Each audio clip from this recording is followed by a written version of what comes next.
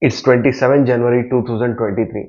Barcelona have lost 3-5 to Villarreal at their home. They have lost after coming back twice to lead the game 3-2. A poor 10 minutes in the injury time and Barca go from winning the match to losing it.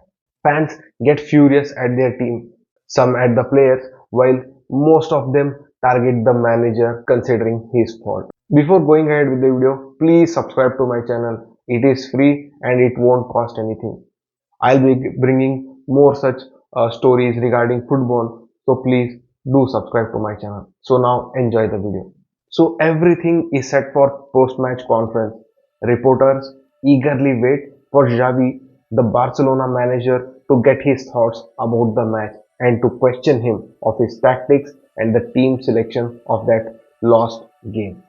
Xavi walks in and sits at his chair, adjusts the mic, and before anyone could ask any question, he announces he is leaving the club at the end of the season, that is on 30th June. Everyone is stunned. He is apologetic in his words. His face mirrors the disappointment of the fan within him, and his eyes show sadness of the individual who was there at the club since age 4. He says with a heavy voice, "It's for the better good I leave this club. This club needs a reshuffle, needs a fresh approach to reach the heights he once dreamt of achieving." After Xavi announced his exit from the club, the media persecution against him, the media and fans' perception regarding him has changed. It has turned from hate, criticism to sympathy, and many more have acknowledged the work he's done.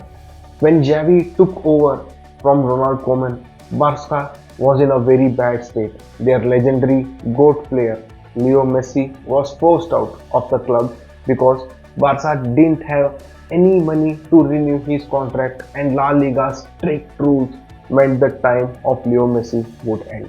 The financial situation of the club was so bad that experienced players like Alaba, Busquets, Piqué were considered as financial liabilities.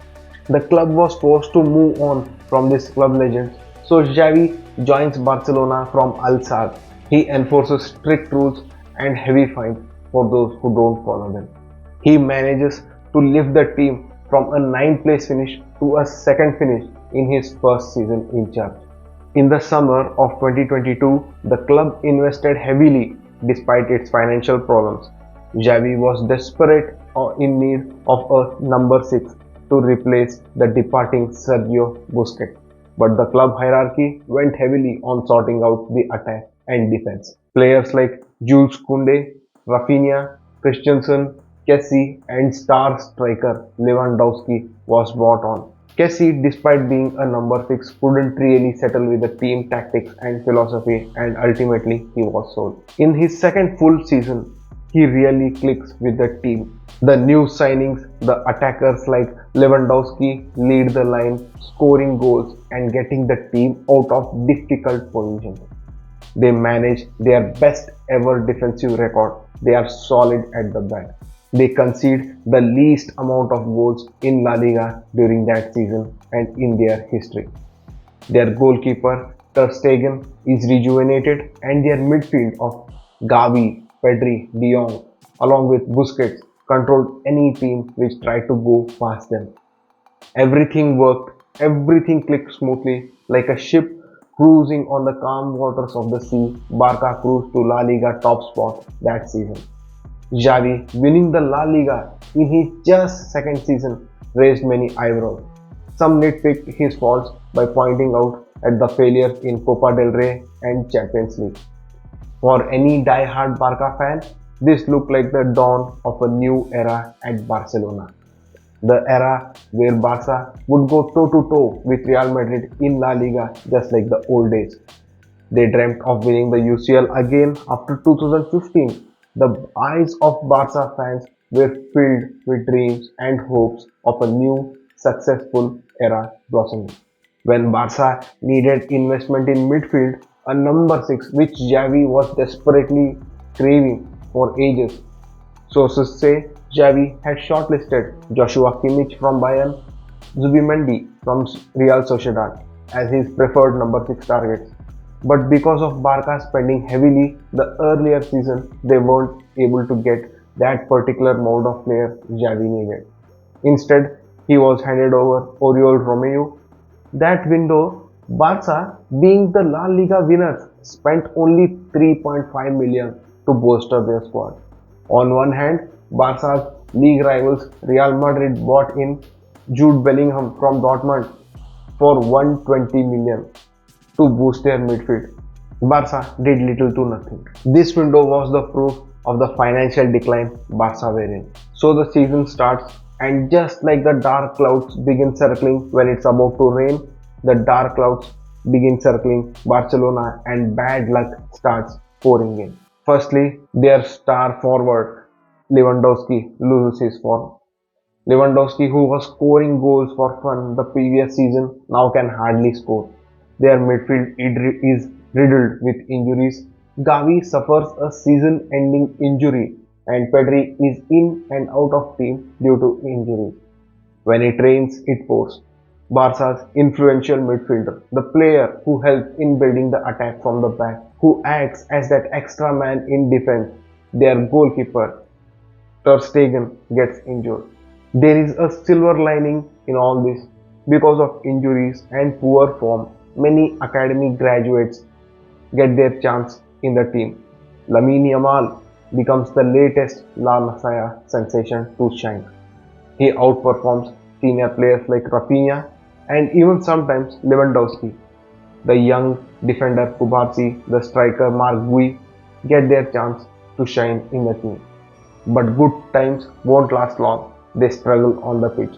The style of football which Barca associates itself with isn't seen on the pitch, mainly because of the injuries and the type of players needed to play that style.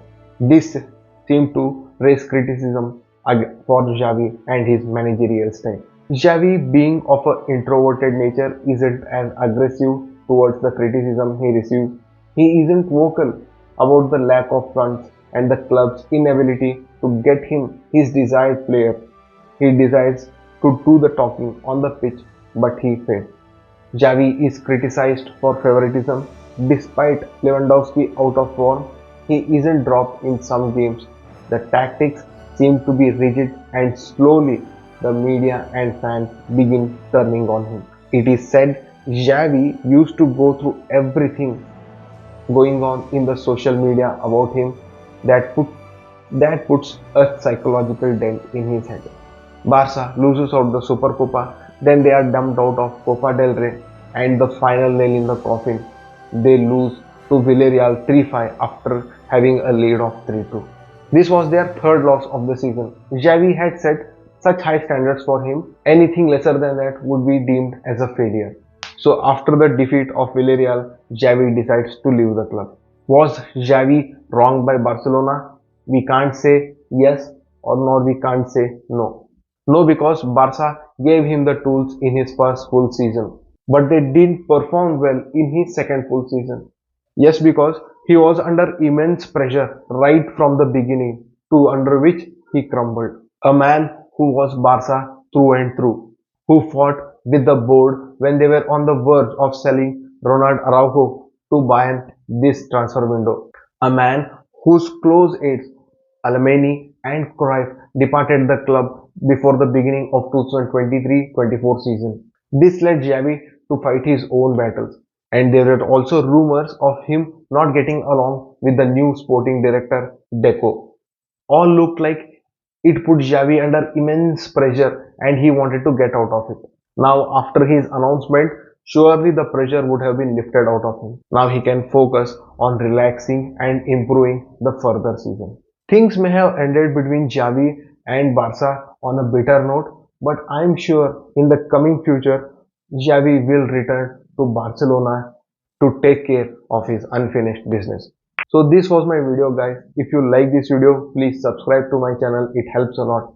Please like and comment and share it with your friends. I'll see you in the next video. This is Subhash Yadav signing off.